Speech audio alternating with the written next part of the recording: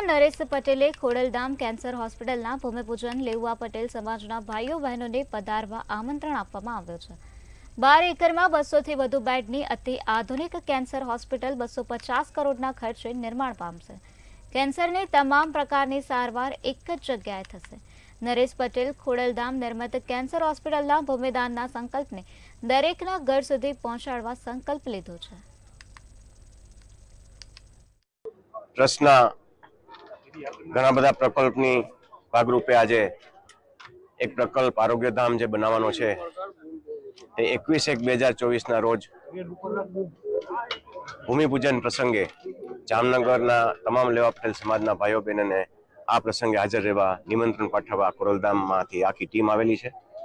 આ ભૂમિપૂજન પ્રસંગે 21/1/2024ના રોજ કાર્યક્રમ છે તે 7 દીકરીઓ આ ભૂમિપૂજન કરશે।